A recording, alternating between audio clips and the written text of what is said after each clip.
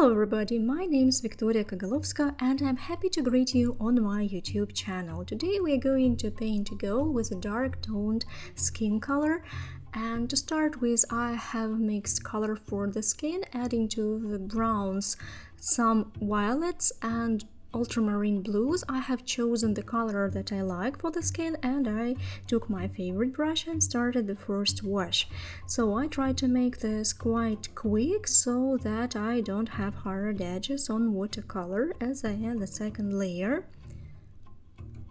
After I have made the first wash and it has dried, I use the same color to add the shadows, and that is the second layer, and I also make more volume.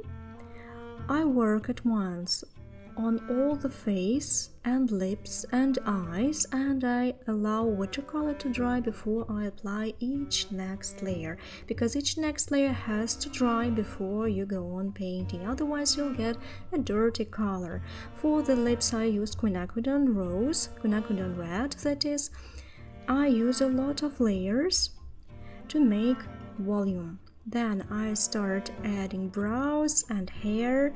I use a Skoda Reservoir brush and my brush Kagalovska from Da Vinci.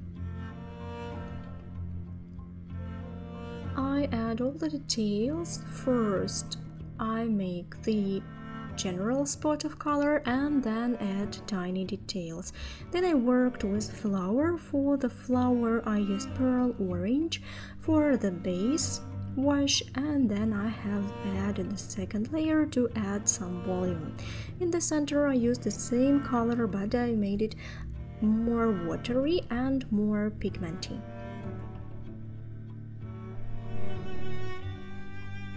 After it has dried, after the first layer has dried, I add the second one and start adding details to make more volume. Each petal has its shadow, so now I add it. I use the same Kagalovska from Da Vinci brush.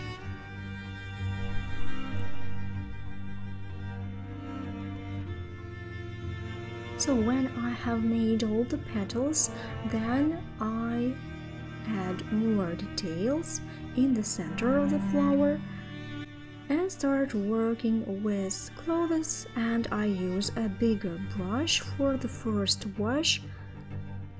Then I have added adhesive tape and make the contour. As I go I add shadow onto the color and add more volume to the piece of cloth. I add details and use some granulating color to achieve this special effect.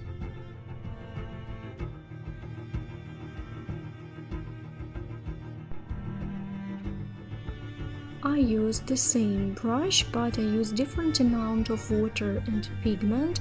That's why I can achieve a different line and a different thickness.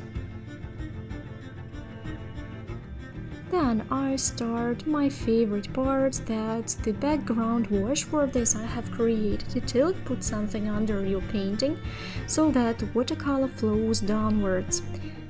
And that's my favorite stage, when we make the finishing touch, and I have chosen this granulating color to get such an interesting soft granulating effect of an old photo.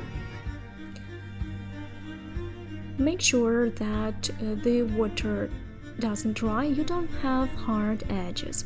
Then I take the adhesive tape off, and so I have 2 centimeters of a frame. It's very nice when you want to get this nice wide frame around your painting. That's it. See you. Bye.